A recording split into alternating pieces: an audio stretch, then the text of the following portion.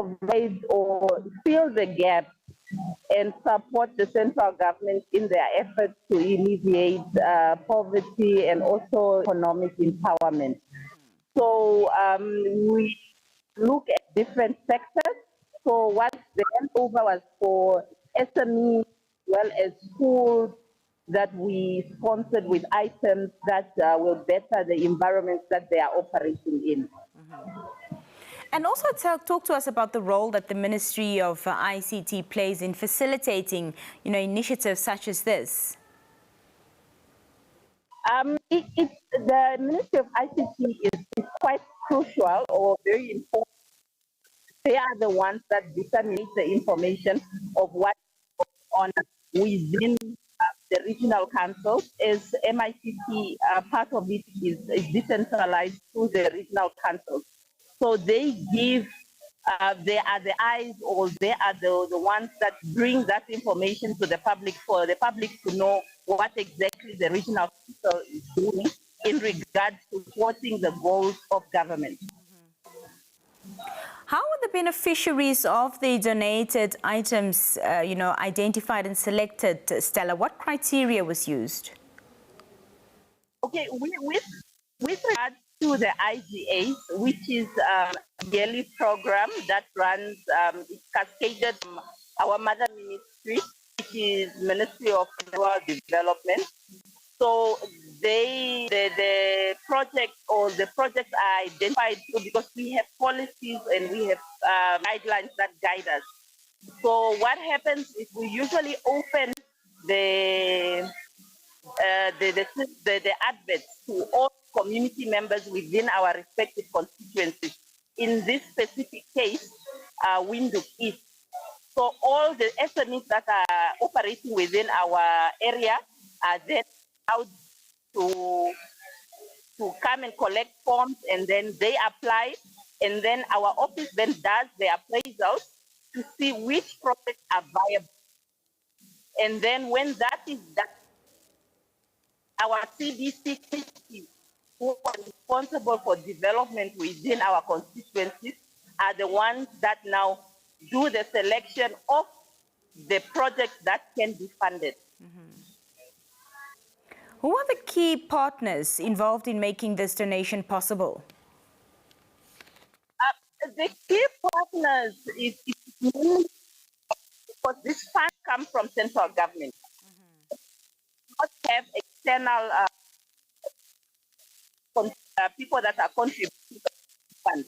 So the amount allocated to central government to the regional councils, and then the regional councils looking at their budget, and they then allocate those amounts to the, and then those programs now, in this case now the which is meant specifically for SMEs. Though today we also had a back to school program, which is targeted mainly at supporting the vulnerable learners in our communities who do not have the basic school supplies. So these are the ones that we target. And also we had our winter safety net program, which targets supporting our communities that have hardships, especially through the winter season. In our case, we decided to support a school where our honorable councillors, Mr.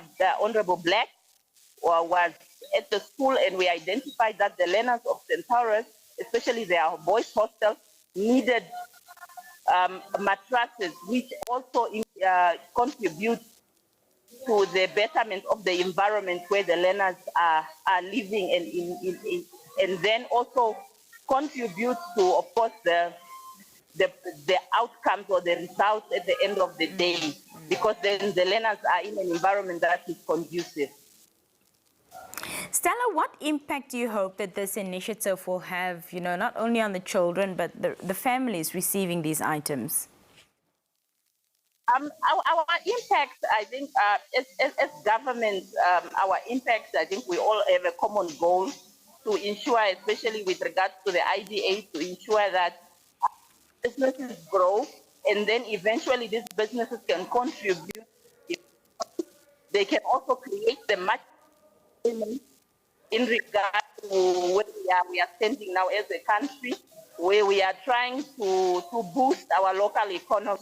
So they become producers and they become employers of other people than just providing food on their table, but then it expands to the community.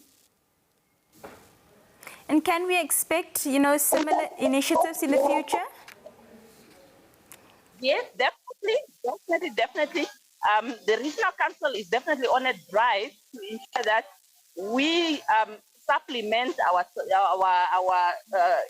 central government in implementing this crucial and critical project to ensure that we improve the livelihood of our communities and at the same time to also boost the local economy.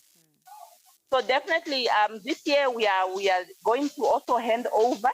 I think it will be in November due to the regional and local council elections.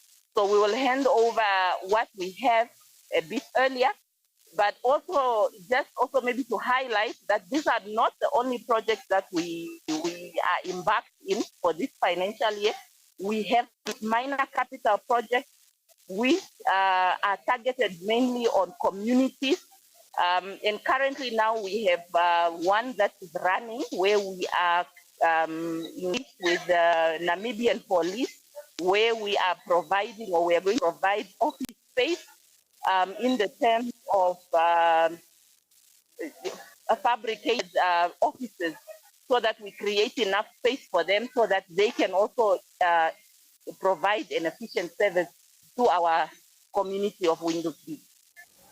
Well, Madam Stella Situmbeku, thank you so much for joining us here on the Daily Roundup, and thank you for your time. Thank you so much, ma'am. That was Stella Situmbeku speaking to us on the line. Let's take a brief break, have a look at the weather. When we come back, our conversations continue.